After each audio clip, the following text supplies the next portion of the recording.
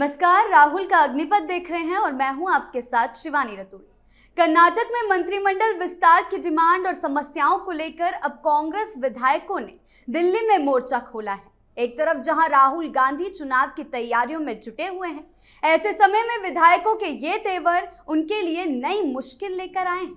इतनी बड़ी संख्या में विधायक दिल्ली जाकर हाईकमान पर दबाव बनाकर अपनी अपनी दावेदारी पेश करने की कोशिश कर रहे हैं, लेकिन इस तरह दिल्ली में डेरा डालना दिखाता है कि कांग्रेस के अंदर की नाराजगी खुलकर सामने आने लगी है।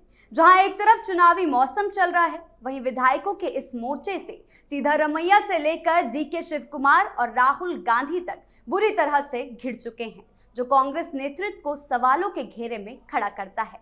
इसी पर चर्चा करने के लिए मेरे साथ स्टूडियो में मौजूद हैं कैपिटल टीवी के executive editor Rajiv Kumar. Sir, बहुत बहुत स्वागत है आपका। धन्यवाद। सर, कर्नाटक कांग्रेस में इतनी नाराजगी कैसे फूट गई? देखिए, नाराजगी तो पहले से ही है, आज नई नाराजगी नहीं है। ये समय का इंतजार किया जा रहा था। एक तरफ डीके शिव कुमार है, एक तरफ सिद्धारमैया है। अब ये दोनों के बीच टकराव पिछले 6 महीने से चल रही है, क्योंकि राहुल गांधी ने बंद कमरे में एक डील की और इस डील के कारण इन लोगों को लगा कि नहीं आगे 2.5 साल के बाद नेतृत्व परिवर्तन हो जाएगा। लेकिन 2.5 साल गुजर गया, कभी सिद्धारमैया अपनी डिमांड आगे बढ़ाते रहे, डीके शिव कुमार अपने बातों पर स्थिर रहे। उन्होंने सोनिया गांधी तक से मुलाकात की, लेकिन कोई फाइनल डिसीजन नहीं हो पा रहा था। राहुल गांधी केवल समय को आगे टालने की कोशिश करते रहे। पहले बोले पार्लियामेंट सेशन के बाद ये बात करेंगे, फिर उसके बाद कुछ चुनाव के बाद बात करेंगे, फिर ये बजट सत्र के बाद बात करेंगे, फिर कर्नाटक विधानसभा सत्र के बाद बात करेंगे। और इस बीच ऐसी स्थितियां पैदा हो गई कि सारे कर्नाटक के जो एमएलए हैं, जो मंत्री हैं, उनको लगने लगा कि इन दोनों के टकराव और दोनों के बीच चल रहे झगड़े का शिकार हम ही हो रहे हैं। काम हो नहीं पा रहा, फंड रिलीज हो नहीं पा रहा, मंत्रिमंडल का विस्तार हो नहीं पा रहा, और ये दोनों आपस में टकरा रहे।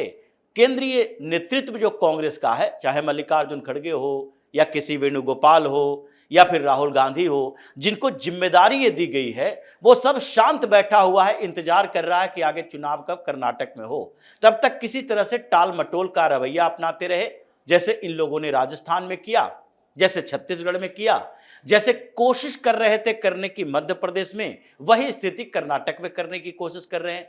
छत्तीसगढ़ में सफल हो गया, बघेल और टीएस सिंहदेव के बीच टकराव चलता रहा। राहुल गांधी चुपचाप बैठकर देखते रहे। बघेल 5 साल का कार्यकाल पूरा कर लिया, लेकिन चुनाव में तो ये राहुल गांधी की स्ट्रेटजी नहीं चली। चुनाव हारकर कांग्रेस विपक्ष में बैठ गई। राजस्थान में भी ऐसा ही हुआ। सचिन पायलट और अशोक गहलोत लड़ते रह गए चुनाव तक। थोड़े समय के लिए पायलट ने बगावत भी की, लेकिन उसका फर्क नहीं पड़ा, तो इनका मन बढ़ गया और फिर अशोक गहलोत अपने 5 साल का कार्यकाल पूरा कर लिया। मध्य प्रदेश में ऐसे करने की कोशिश की गई, लेकिन ज्योतिरादित्य सिंधिया वेट करने को तैयार नहीं थे। उन्होंने 19-20 विधायकों को तोड़ा, सरकार गिरा दी और कमलनाथ मुख्यमंत्री से अब नीचे आकर बैठ गए हैं, विपक्ष के नेता बनकर रह गए हैं। तो जो स्थिति इन लोगों ने राहुल गांधी के नेतृत्व में हुआ 2-3 राज्यों में, और एक जगह पर इनका एजेंडा फेल हुआ, सरकार गिरी, और ऐसी गिरी कि फिर मध्य प्रदेश में कांग्रेस साफ ही हो गई। अभी एक भी सांसद मध्य प्रदेश से कांग्रेस का है नहीं। विधानसभा में इनकी स्थिति डमाडोल है। ऐसी स्थिति पैदा हो गई है कि हर रोज विधायक इस्तीफा देकर जा रहे हैं, और ऐसे में एक राज्यसभा सांसद के लिए इनके चुनाव में ये लग रहा है कि क्रॉस वोटिंग हो, विधायकों की संख्या पूरा न कर पाए, एक राज्यसभा हम नहीं बना सकते, जो दिग्विजय सिंह की राज्यसभा सांसदी जा रही है। तो ऐसे में ये लोग भी कर्नाटक में वही गेम करना चाहते हैं। राहुल गांधी को लग रहा है कि अगर सिद्धारमैया को हटाते हैं तो डीके शिव कुमार मुख्यमंत्री तो बन जाएंगे, लेकिन सिद्धारमैया अपने समर्थक विधायकों को डीके शिव कुमार के नेतृत्व में छोड़ेंगे नहीं। हो सकता है राजनीतिक पारी उनकी खत्म होने वाली है, उम्र हो गया है, और ऐसे समय में वो विद्रोह कर दें, आगे अपने परिवार के लिए एक राजनीतिक पार्टी खड़ी करें, जैसा कि हरियाणा में हुड्डा परिवार बार बार राहुल गांधी, सोनिया गांधी पर दबाव बना रहा था कि नहीं हमारा ही चलेगा, चाहे सुरजेवाला बोल ले या फिर कुमारी शैलजा बोल ले, गुट बना ले, लेकिन प्रदेश अध्यक्ष हमारा होगा, नेता प्रतिपक्ष हम खुद होंगे, और ये पूरी की पूरी कांग्रेस पार्टी हरियाणा के अंदर हुड्डा परिवार के कब्जे में ही रहेगी। राहुल गांधी झुक गए तो हुड्डा परिवार अभी बचा हुआ है, नहीं तो वो भी अपनी नई पार्टी बनाने की पूरी कोशिश तैयारी कर लिया था। इसी तरीके से चल रहा है कर्नाटक में। कर्नाटक में अभी गुटबाजी चल रही थी और इस गुटबाजी में ये दो गुटों के अलावा कुछ और नए नेता आ गए। पहले तो जो पहली बार विधानसभा चुनाव जीतकर आया है उन विधायकों का एक संगठन बनाया गया, 36 विधायक जो पहली बार चुनाव जीतकर आए हैं। और इन लोगों ने कहा कि मंत्री हम लोगों के बीच से भी किसी को बनना चाहिए, क्योंकि कैबिनेट सफल होगा नहीं तो फिर हम जो पहली बार जीतकर आए हैं हम लोग अपने स्तर पर काम करने की कोशिश करते हैं और ये पुराने नेता कुर्सी पर बैठकर सत्ता पर काबिज है, हम लोगों को कोई भाव ही नहीं देता। इन लोगों ने अपनी डिमांड रखी। फिर उसके बाद ये दोनों के गुट के अलावा एक नया गुट बना दलित SC ST नेताओं का, और SC ST नेताओं ने, विधायकों ने अपने लेवल पर मीटिंग करनी शुरू कर दी। सतीश जरकीहोली भी मीटिंग में गए। उसके अलावा ये जी परमेश्वर वहां गृह मंत्री हैं, वो भी उस मीटिंग में शामिल थे। इन लोगों को लगा कि अगर DK शिव कुमार, सिद्धारमैया यानी कि अपर कास्ट और OBC नेता ये सब आपस में ही कुर्सी का खेल खेलते रहे तो हम लोगों को क्या डिमांड नहीं रखनी चाहिए कि एक दलित चीफ मिनिस्टर होना चाहिए, क्योंकि राहुल गांधी तो बार बार दलित की राजनीति कर रहे हैं, तो दलित CM एक कम से कम यहां पर बनाए। और इसीलिए इन लोगों ने अपनी गुट बना ली। अब इन गुटों में फंसी हुई कर्नाटक कांग्रेस को इन लोगों ने उलझाने की कोशिश की। पिछली बार मल्लिकार्जुन खड़गे गए और इन सब के साथ मुलाकात, बातचीत की और कहा आला कमान समझेंगे। आला कमान मतलब राहुल गांधी। अब राहुल गांधी इस बात का फैसला लेंगे। अब राहुल गांधी जब फैसला लेंगे तो इन विधायकों ने भी सोचा कि इस झगड़े का निपटान भी राहुल गांधी ही करेंगे, तो राहुल गांधी के बंगले के सामने टेंट तंबू गाड़ दिया।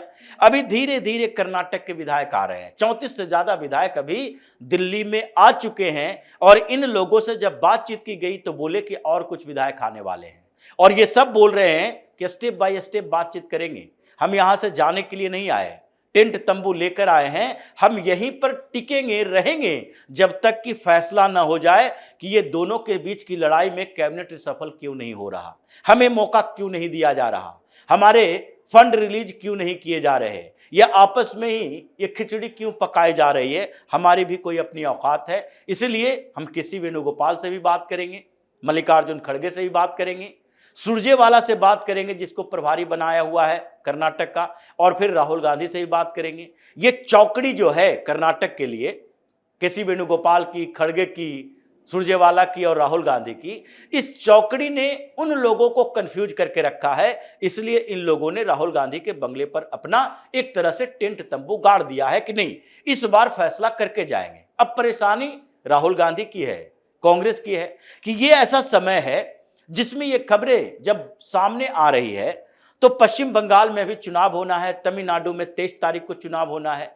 इन दोनों जगह पर कांग्रेस, खासकर तमिलनाडु में DMK के साथ गठबंधन, अब DMK का भी दबाव है कि आप मेरे साथ गठबंधन में हो, और बगल में कर्नाटक में आपकी पार्टी में जो हंगामा चल रहा है उसका असर तमिलनाडु में भी दिखाई पड़ रहा है। वहां भी लोग सोचने पर मजबूर हो रहे हैं कि अगर जिस पार्टी की जहां सरकार है वो अपने सरकार में अपने ही नेताओं को खुश नहीं कर सकता तो हमारा क्या करेगा। इसलिए उसका इंपैक्ट तमिलनाडु के चुनाव पर पड़ रहा है। इधर पश्चिम बंगाल में राहुल गांधी अभी यात्रा शुरू करने वाले हैं, अभी जाएंगे, 14 तारीख से इनकी रैली की शुरुआत होगी। बेहतर तरीके से कोशिश कर रहे हैं। मालदा में ये पहली रैली मालदा में ही है, मुर्शिदाबाद में, उत्तरी दिनाजपुर में, इन इलाकों में जहां मुस्लिम डोमिनेशन है, मुस्लिम डोमिनेटेड इलाका में ये प्रचार करने के लिए जाने की सोच रहे हैं। और दिल्ली में पहले से ही विधायक आकर बैठे हुए हैं।